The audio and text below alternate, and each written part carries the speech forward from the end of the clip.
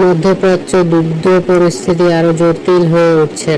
সাম্প্রতিক ঘটনায় ইরান কুয়েতে অবস্থিত মার্কিন বাহিনীর স্থাপনাগুলোকে লক্ষ্য করে একাধিক ড্রোন ও ক্ষেপণাস্ত্র ছোড়ার দাবি করেছে।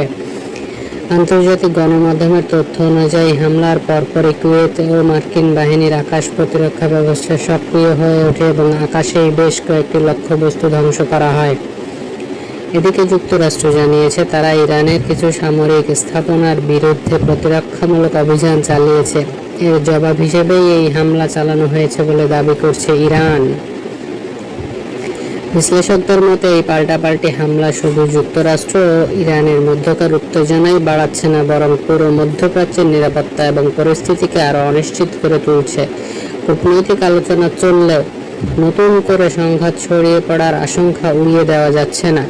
পরিস্থিতির উপর নজর রাখছে বিশ্বের বিভিন্ন দেশ।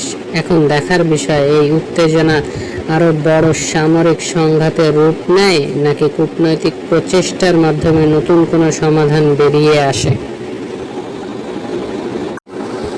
মধ্যপ্রাচ্য যুদ্ধ পরিস্থিতি আরও জটিল হয়ে উঠছে।